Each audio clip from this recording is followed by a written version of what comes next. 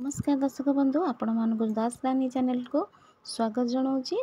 तो आज मोर आज रेसिपी कौन आसतु देखा। तो आज मु पोटल आलू कषा करी। तो मुझे 7-8 पोटल नहीं जाइए भलसे चोपा छाँची भलसे काटी नौ। देखो पोटल गुराक मुझे काटे आपण मैंने केमती काटते कमेंट कहे। ये मु आलू पोटल भलसे काटी धुआधुई कर थोड़ी। तो ये कड़ई बसई तो कड़ई रे मु पकई दूचे पोटल गुराक भाजी नवा। तो पोटल गुरा भलसे भाजी नहीं गले से भल लगे खाइबा ना कंचा रही भल लगे खायापी। तो आम ये कड़ई ताती गला पोटल सब पकई भलसे भाजी नेबी। तो पोटल टिके सीझीवाई अल्प टिके लुण पकईदे। तो पोटलटा भल सफ्ट सीझीज।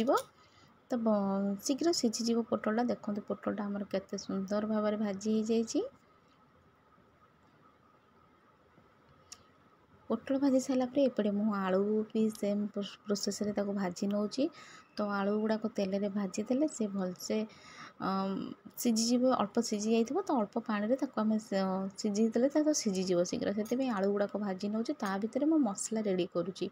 तो अदा रसुण आ टमाटो देकी जीरा देकी बाटी नौ। तो पियाज गोटे बड़ पियाज काटिकी रखी। एपटे हूँ मु कड़ई तेल देकी गरम कर। तेल गरम होला परे एठी काटी रखी जो पियाज को ताको पकई देछि। एठी मु गोटे बड़ पियाजटे नहीं।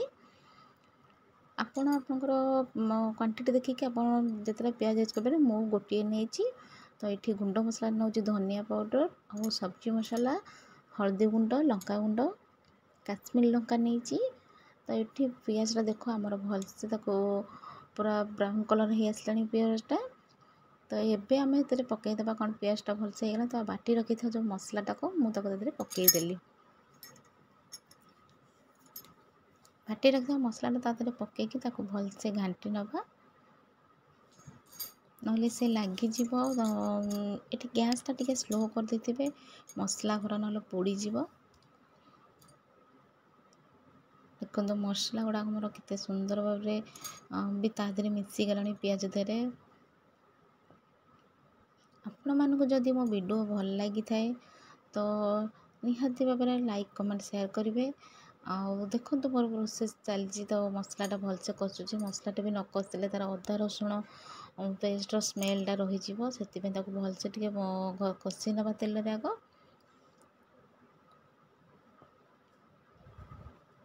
मु तो एमती प्रोसेस रे ही करे। आपण मैंने केमती करती कमेंट रे कहे। तापर ये भाजी रखी जो भाजी रखी जो पोटल आलू तादे पकई कषि नवा भलसे। मोर जो मोबाइल वीडियो शूटिंग जो स्टैंडटा से भांगी तो निजे हाथ में धरी शूटिंग कला बेलू कड़ईटा बोली जाता। तो मुझे थोईकी भलसे कषि नेली। देख अल्प पानी देकी देखो तरकारीटा आमर केते सुंदर भाव में कषि आसला।